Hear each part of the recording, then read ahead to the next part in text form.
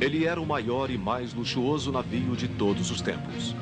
Suas salas imponentes e cabines espaçosas atraíam desde o mais humilde ao mais rico dos passageiros. O RMS Titanic foi aclamado como o barco que jamais afundaria, mas sua viagem inaugural foi subitamente interrompida. Minha mãe teve uma premonição. Desde o começo, ela sabia que tinha algo para temer. No início de uma noite sem luar, apenas 4 dias depois de partir, os passageiros sentiram uma falsa sensação de segurança e, repentinamente, o Titanic colidiu com um iceberg. Logo em seguida, sentimos a pior batida que nenhum ser humano poderia imaginar que acontecesse. Foi terrível. Depois de cerca de 3 horas dramáticas, o Titanic não teve salvação e afundou nas águas geladas de Terra Nova, junto à costa do Canadá, no Oceano Atlântico. Cerca de 700 passageiros escaparam em botes salva-vidas, mas presenciaram o drama de amigos e parentes que não conseguiram deixar o barco e desapareceram junto com o transatlântico. Os gritos e sons que eu escutei são algo impossível de descrever. Foram os ruídos mais pavorosos que eu já ouvi. Para os sobreviventes do lendário desastre, a noite fatal de 14 de abril de 1912 ficou guardada para sempre na memória. Titanic, a tragédia contada pelos sobreviventes.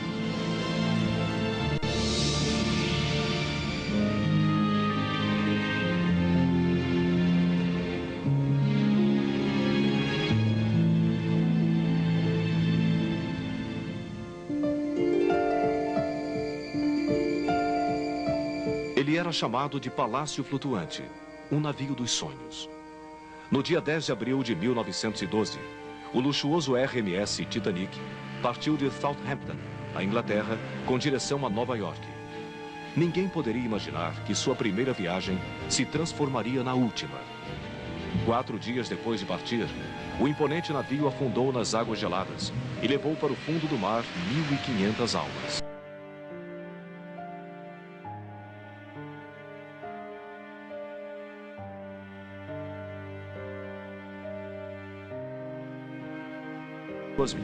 E com as dramáticas histórias contadas pelos sobreviventes. Bem, eu lembro disso o tempo todo. E este é o pior pensamento que tenho em minha mente quando lembro da imagem do navio afundando. Eu vejo como tudo aconteceu. Aqueles que estavam na parte esquerda do navio que colidiu com o iceberg foram os que entraram em pânico primeiro. Eles estavam gritando.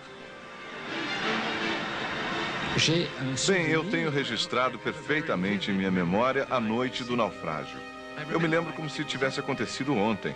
Toda vez que vejo uma foto do Titanic, tenho a impressão de reviver aquele momento.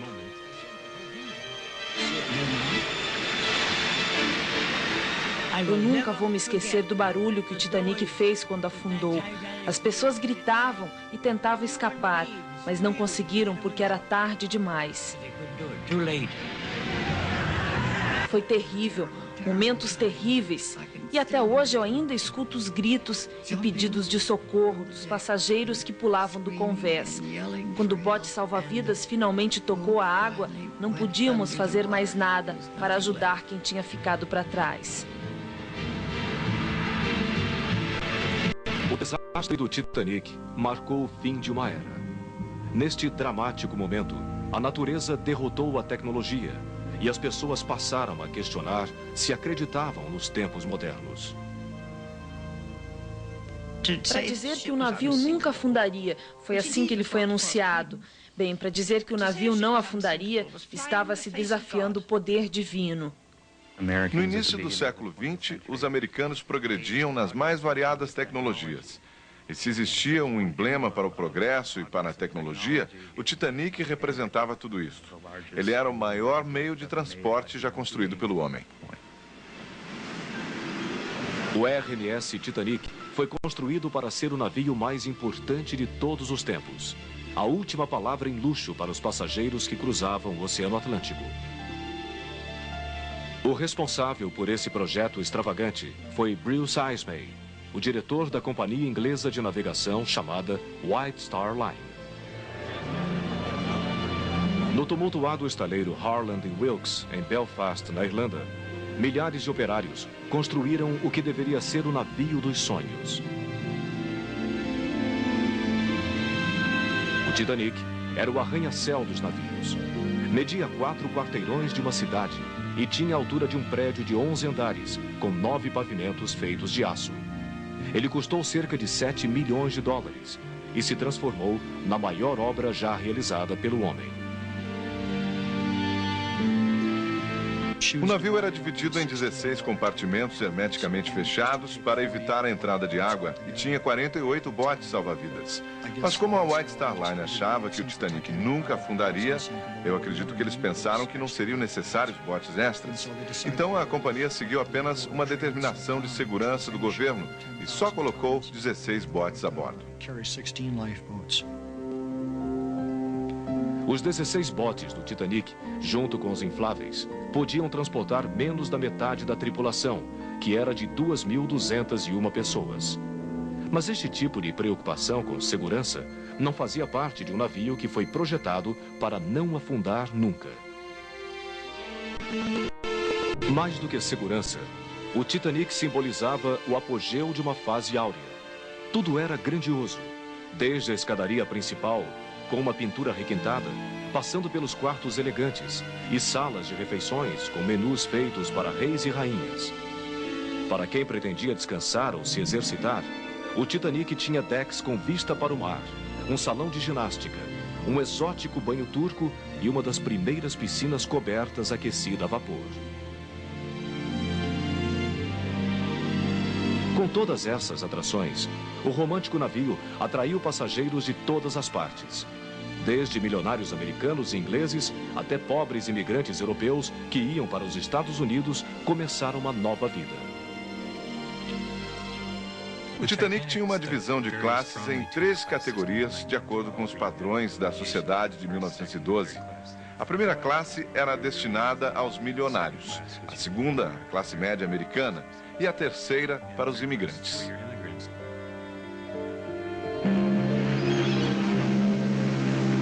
No dia 10 de abril de 1912, em Southampton, na Inglaterra, ricos e pobres embarcaram no luxuoso transatlântico para sua viagem inaugural até Nova York.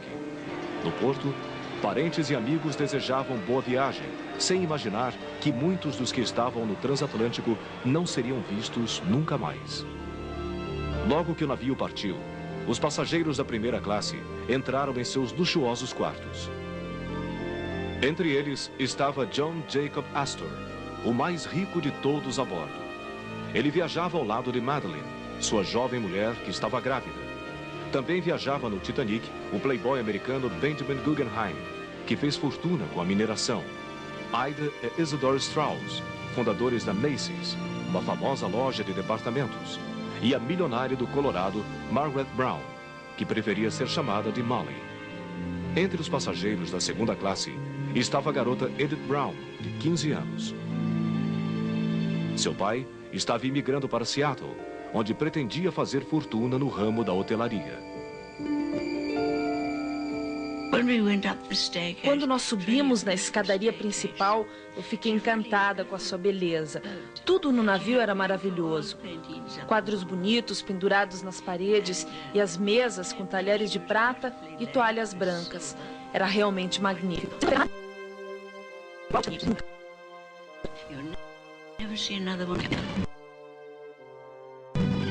I do remember it being very beautiful.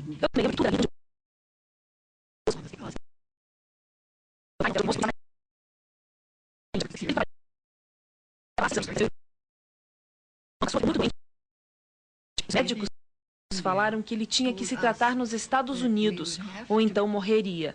Go to America right away, or he would die. Os passageiros da terceira classe ficavam nas cabines dos andares inferiores do transatlântico, mas os quartos tinham o mesmo tamanho das acomodações de segunda classe de outros navios da época. Nós estávamos viajando no Titanic porque íamos morar na cidade de Kansas, onde meu pai pretendia abrir uma loja. Nós já tínhamos uma casa lá e achávamos que seria maravilhoso viajar no Titanic. Como éramos imigrantes, tivemos que embarcar na terceira classe. O comandante da viagem inaugural do Titanic era o capitão E.J. Smith, um veterano dos mares que trabalhava há 32 anos na companhia White Star Line. Ele estava próximo da aposentadoria e, numa irônica coincidência, este seria seu último cruzeiro.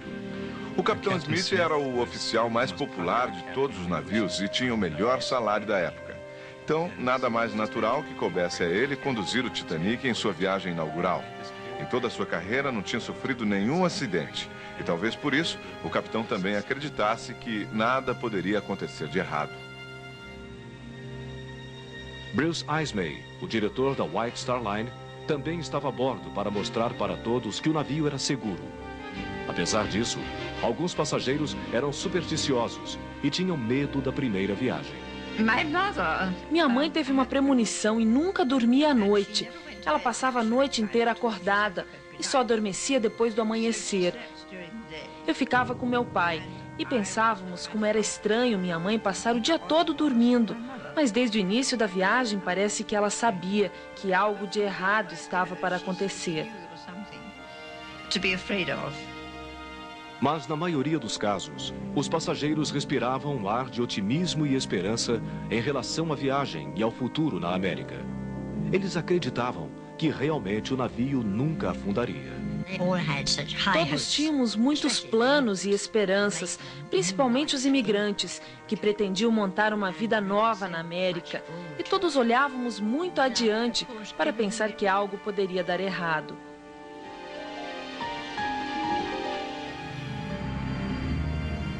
No dia 14 de abril, o Titanic ia enfrentar seu pior pesadelo. Era domingo. O dia estava claro e o mar tranquilo. Os passageiros se divertiam passeando pelas varandas do barco ou brincando na sala de jogos. Eles não podiam imaginar que corriam algum tipo de perigo, pois o Titanic nunca afundaria. E num navio tão belo, ninguém pensava no perigo.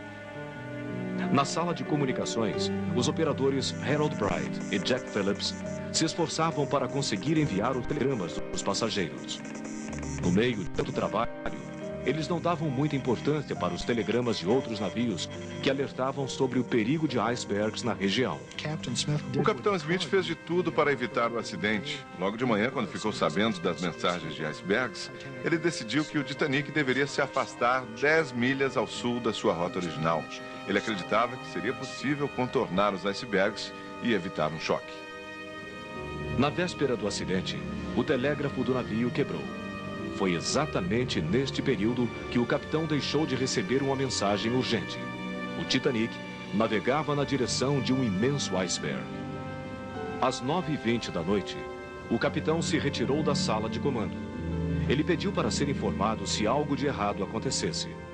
A maioria dos passageiros também já estava dormindo nas cabines.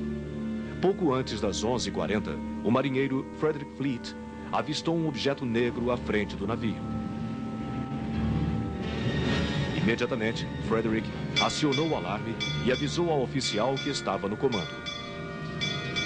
Tem um iceberg na nossa frente, toda a velocidade a leste, virar a este bordo. O primeiro oficial, William Murdoch, ordenou mudar o curso do navio e reverter as turbinas, mas era tarde demais. Às 11h40 da noite, um barulho ensurdecedor parecido com um trovão ecoou pelo navio. O Titanic tinha se chocado com um iceberg.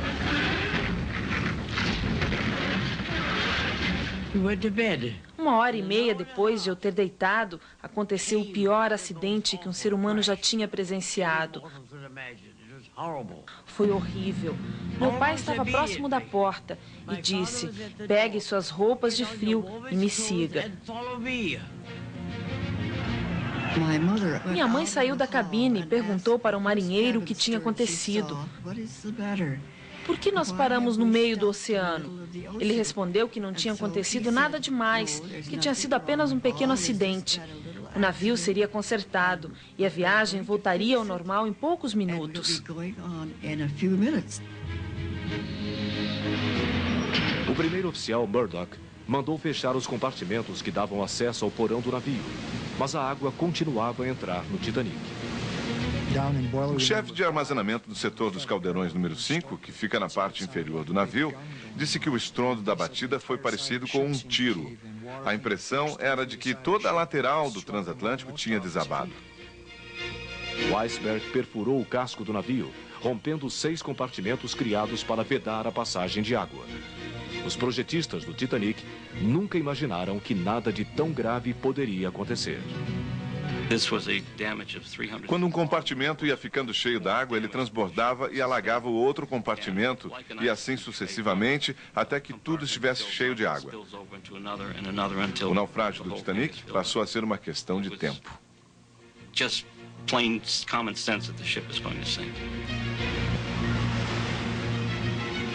Logo depois do acidente, o capitão Smith correu para a sala de comando. Bruce Ismay, o diretor da White Star Line, também percebeu o tremor provocado pelo iceberg e saiu da cabine para descobrir o que tinha acontecido. O capitão Smith perguntou para Thomas Andrews, o projetista do navio, se ele poderia dimensionar a gravidade das avarias. Andrews disse que o Titanic não ia flutuar mais do que 2 horas. O capitão Smith enfrentava seu pior pesadelo em alto mar. Ele sabia que o transatlântico ia afundar e que só existiam botes salva-vidas para menos da metade dos passageiros. Como não tinha outra solução, mandou a tripulação descobrir os botes. Deve ser difícil para qualquer capitão tomar essa decisão, ainda mais quando se sabe que não existem botes para todos. Em cada um deles cabiam cerca de 65 pessoas, e você tinha que colocar os passageiros nos botes e jogá-los no meio do oceano para que contassem com a própria sorte para sobreviver. O anúncio da tragédia ecoou lentamente pelo Titanic. Em nenhuma das 3 classes, nem o alarme nem a sirene do barco foram acionados. A tripulação decidiu bater na porta de cada cabine, acordar os passageiros e pedir para que eles fossem para o deck superior vestidos com os coletes salva-vidas. Muitas pessoas não sabiam por que estavam vestindo os coletes salva-vidas e não compreendiam que o navio estava afundando. Eles achavam que não estava acontecendo nada demais e que todos estariam bem na hora do café da manhã. O capitão Smith mandou que os oficiais colocassem primeiro as mulheres e as crianças nos botes. Mas muitas mulheres não concordavam em abandonar os maridos. Até hoje é extremamente assustador imaginar o desafio enfrentado pelas primeiras mulheres que entraram nos botes e foram lançadas ao mar, no meio de uma noite fria. Principalmente porque, como os maridos, elas também acreditavam que o Titanic não afundaria nunca.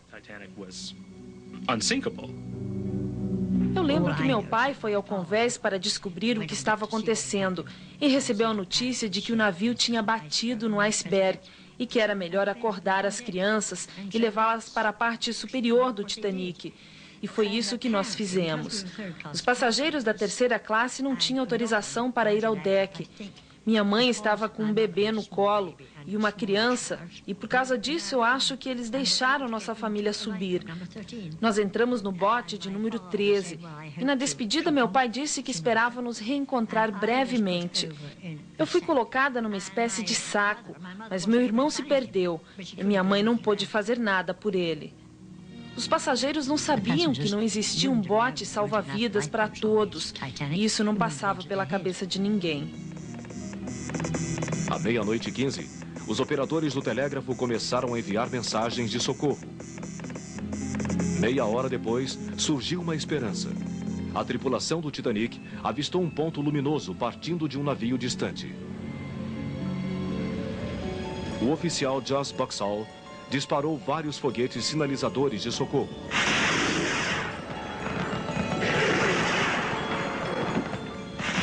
A luz misteriosa era do navio a vapor Califórnia, que naquela noite estava a 19 milhas do Titanic. A tripulação do Califórnia notou os disparos, mas não sabia que o sinal vinha do Titanic. O capitão do Califórnia tentou fazer contato luminoso através do código Morse, mas não recebeu resposta.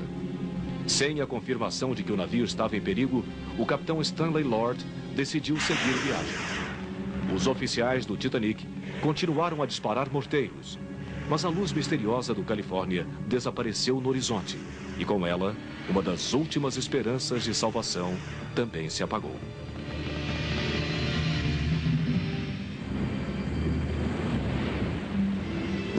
A tragédia do Titanic não aconteceu em apenas 10 ou 20 minutos. Parecia uma história inacabada, onde as pessoas lentamente iam descobrindo que algo de assustador estava acontecendo e que a urgência por socorro não parava de crescer enquanto o tempo ia se esgotando. Apesar dos problemas, os músicos do Titanic levaram os instrumentos para o convés e começaram a tocar na tentativa de acalmar os apavorados passageiros que entravam nos botes salva-vidas. Quem ainda estava nos andares inferiores não escutava o som da orquestra, mas sim o assustador estrondo da água entrando no navio e cobrindo as escadas. O transatlântico, que nunca afundaria, ficava cada vez mais perto do fundo do mar. No meio da confusão, alguns passageiros continuavam dormindo em suas cabines.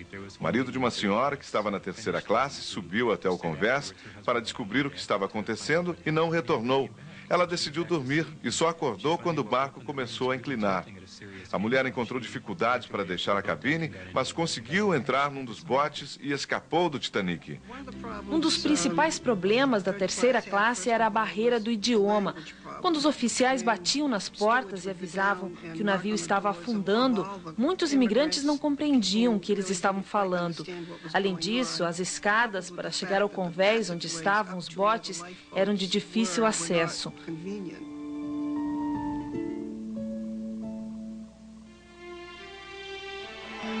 O barulho nas escadas era ensurdecedor.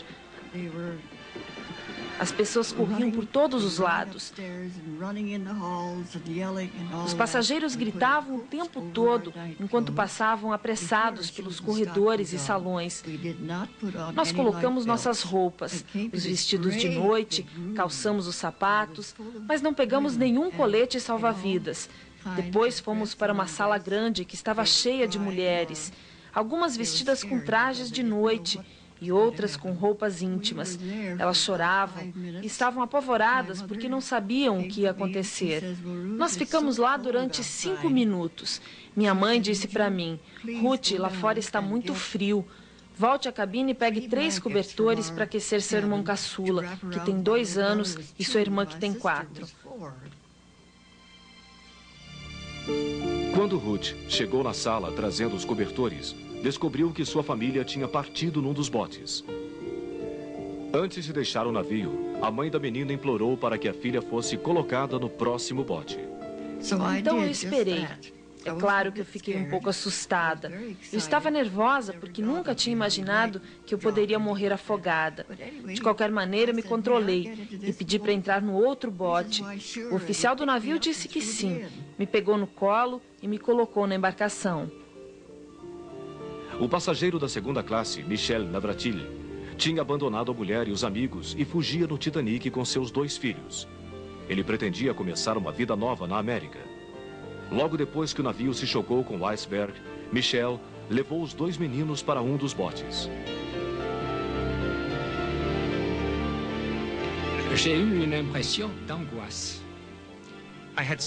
Eu estava ansioso, provavelmente porque estava longe da minha mãe e não entendia que o Titanic ia afundar.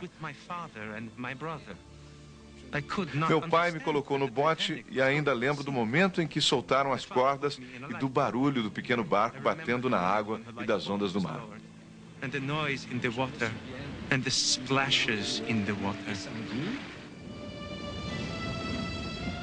Vários passageiros tiveram atitudes heróicas e realizaram atos de bravura nas horas que antecederam o naufrágio do Titanic. Eu li dezenas de histórias de mulheres que tiveram a oportunidade de sair do Titanic, mas não aceitaram. A senhora Strauss foi uma delas. Um dos oficiais disse para ela entrar num dos botes. O marido dela ia continuar no navio porque tinha cedido seu lugar para uma mulher que estava com uma criança no colo. A senhora Strauss decidiu então permanecer no Titanic. Ela disse para o marido: se você vai ficar, eu também ficarei. Entre os homens corajosos estava John Jacob Astor, um passageiro da primeira classe. Depois de levar sua mulher Madeleine até um bote, ele se afastou discretamente. O milionário americano Benjamin Guggenheim e seu criado chegaram a vestir o colete salva-vidas, mas depois tiraram o equipamento de segurança e colocaram suas roupas mais chiques. Benjamin mandou para a mulher a seguinte mensagem: vestidos com nossas melhores roupas, estamos preparados para afundar como cavalheiros.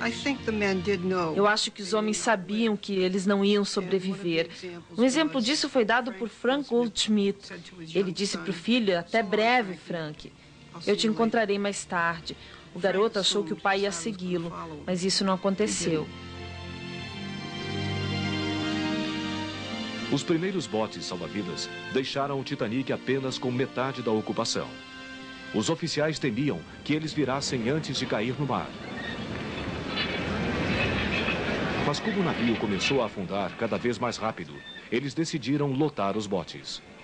O tempo passava e cada vez tinham menos botes no transatlântico. O pânico tomou conta de quem ainda estava a bordo. Alguns homens disputavam desesperadamente os últimos lugares. Meu pai levou minha mãe e eu até o bote 14. Quando começamos a descer, alguém pulou na embarcação.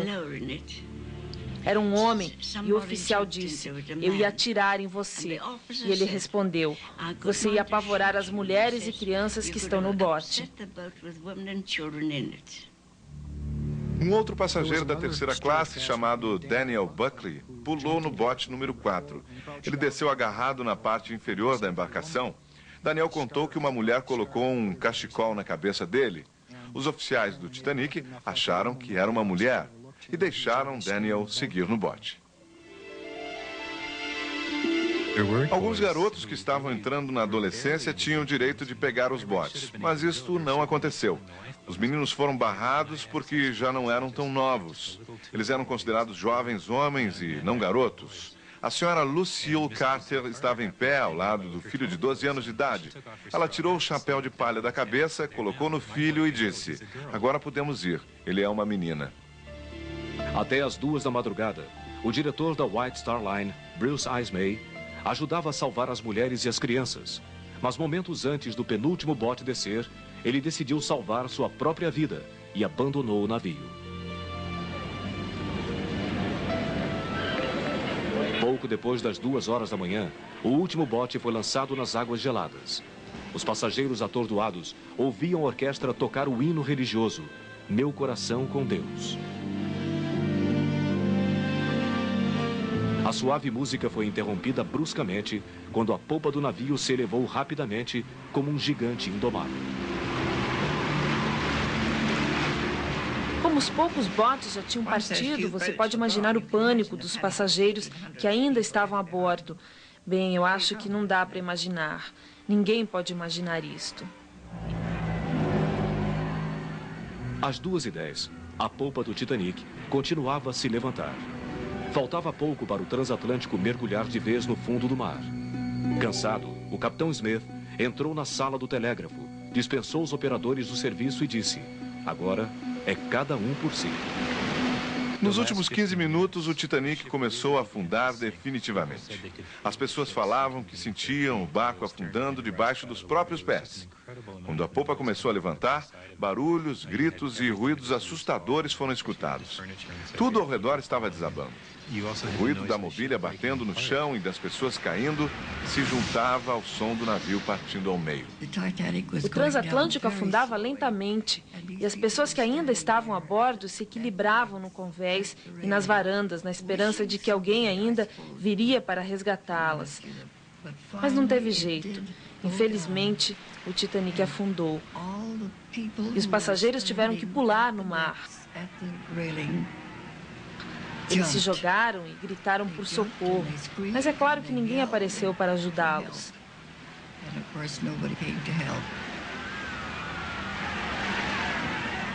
Eu nunca vou me esquecer do barulho horrível que o navio fez quando afundou. Pessoas gritando e o ruído do mar foi terrível.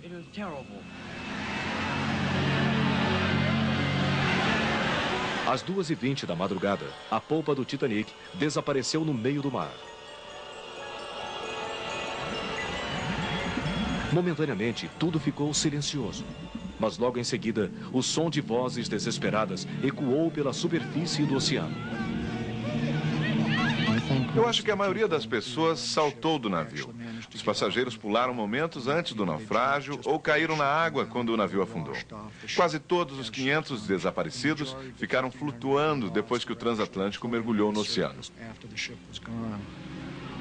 Nós remamos o mais rápido possível porque as pessoas que estavam gritando por socorro queriam entrar em nosso bote. 65 ou 70 passageiros já estavam a bordo e não cabia mais ninguém. A maioria dos passageiros que estavam nos botes não queria voltar para ajudar quem estava desamparado nadando no meio do mar de águas geladas. Mas no bote número 14, o oficial Harold Lowe resgatou 3 pessoas que quase morreram afogadas.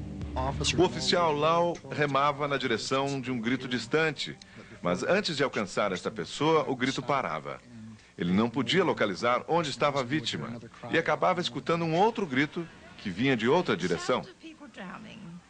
O barulho das pessoas afogando é algo impossível de descrever. Foi o som mais apavorante que eu já escutei em toda a minha vida. Depois dos ruídos veio um silêncio profundo. O navio tinha desaparecido e a escuridão tomou conta de tudo. 45 minutos depois do naufrágio do Titanic, não se escutava mais nenhum grito ou pedido de socorro. Um silêncio assustador cercou os sobreviventes. Provavelmente eles estavam congelados e não conseguiam mais gritar. Só restava esperar que algum milagre acontecesse. Na maioria dos botes, um oficial do Titanic ou um passageiro estava no comando.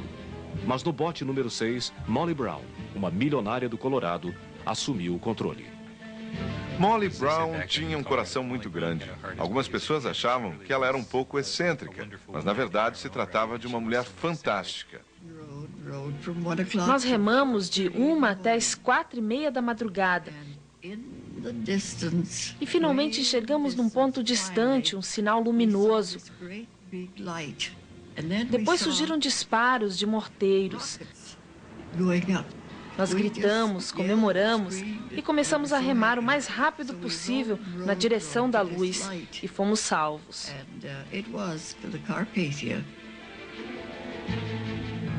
O navio Carpathia, que era comandado pelo capitão Arthur Rostron, procurava pelo Titanic desde a noite anterior, quando recebeu o pedido de socorro do transatlântico. Às 4 horas da madrugada de segunda-feira, o Carpathia resgatou 705 sobreviventes do Titanic. Logo que subi no Carpathia, um dos passageiros do Titanic estava esperando por mim ao lado do meu irmão e da minha mãe. É claro que quando eu vi meu irmão, eu fiquei muito aliviada.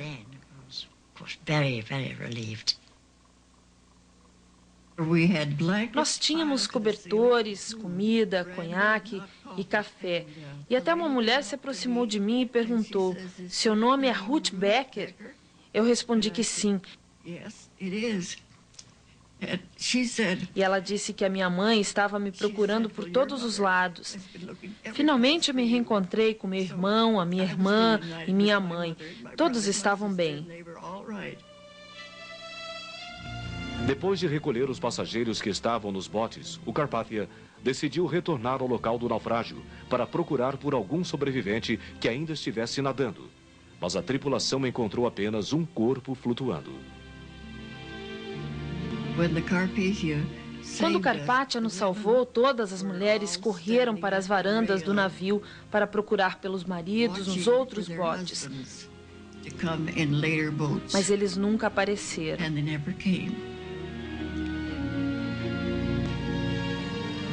Dor e alívio se misturaram no convés do Carpathia, enquanto o comandante mudava a rota do navio para Nova York.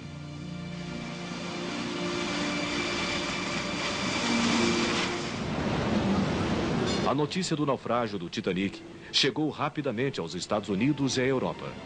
Em Nova York, parentes e amigos dos passageiros foram para a porta da companhia White Star Line. Eles estavam desesperados e queriam saber informações sobre os sobreviventes. No dia 18 de abril, o Carpathia chegou ao porto de Nova York.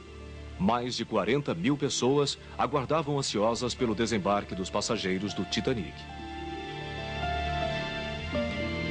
As pessoas se aglomeravam à beira do cais. Além dos parentes e amigos, centenas de jornalistas tentavam falar com os sobreviventes. Enquanto o navio atracava, alguns pularam dentro do Carpathia e outros gritavam o tempo todo. Apenas quem tinha algum amigo ou parente em Nova York podia desembarcar. Meu pai estava na Índia e um amigo nosso enviou um telegrama para ele informando que nossa família estava salva. Meu pai ainda não sabia o que tinha acontecido e achou que nós tínhamos escapado de um acidente de trem.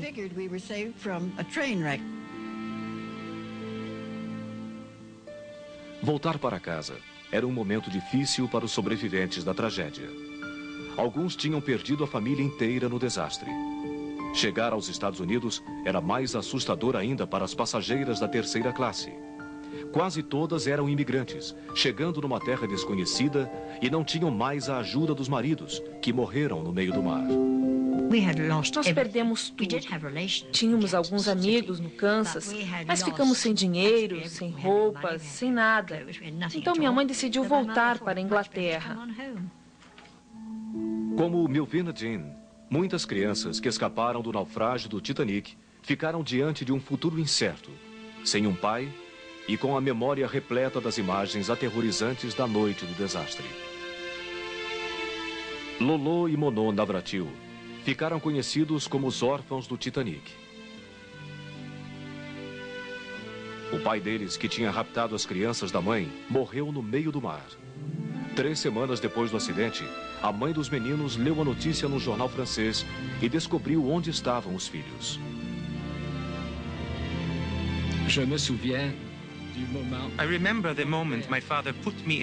Eu lembro do momento em que meu pai me colocou no bote.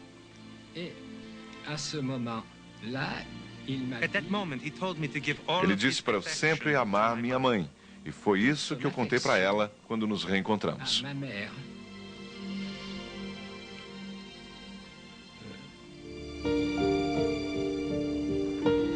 Diante de tantas vítimas, os governos americano e britânico decidiram abrir um inquérito para apontar o culpado pelo naufrágio. O capitão Smith, que morreu no acidente, foi considerado inocente. O diretor da White Star, Bruce Ismay, também foi absolvido, mas teve que enfrentar as acusações da imprensa. Os jornalistas não perdoaram o fato dele ter escapado do navio, enquanto mulheres e crianças ainda estavam a bordo. O comandante do barco Califórnia também recebeu várias críticas, porque não atendeu o pedido de socorro quando viu os disparos dos morteiros de alerta. Eu acho que não se pode culpar apenas uma pessoa pelo desastre do Titanic e por todas as mortes. Uma série de fatores contribuíram para a tragédia. Se o Titanic tivesse um número suficiente de botes salva-vidas, certamente ninguém teria morrido, porque teria tempo para salvar toda a tripulação.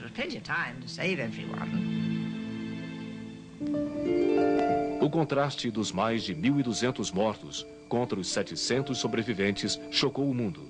Ainda mais quando se descobriu que foram resgatados mais homens da primeira classe do que crianças da terceira.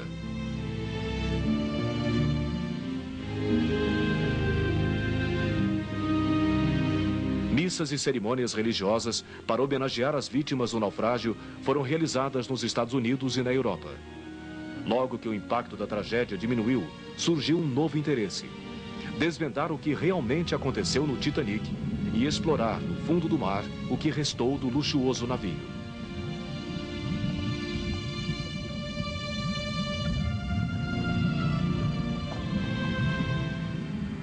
Em setembro de 1985, mais de 73 anos depois do naufrágio, finalmente uma equipe de cientistas conseguiu chegar ao Titanic.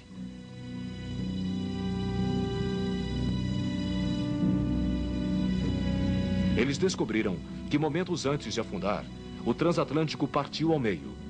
Por alguns segundos, a popa do navio continuou boiando, antes de também desaparecer no meio do oceano.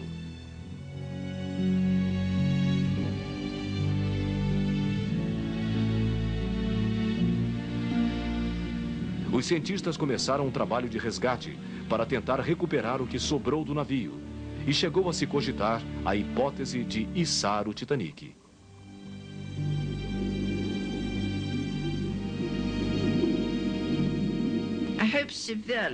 Eu respeito o trabalho dos cientistas, mas espero que eles nunca tirem o Titanic do fundo do mar. It astounded me with wonderment.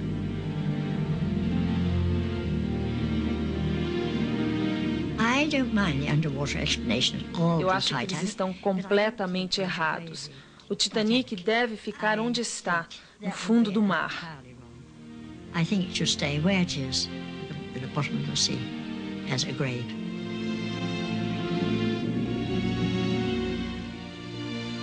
O naufrágio do Titanic deixou uma lição para a humanidade. Uma lição de lealdade, bravura e sacrifício.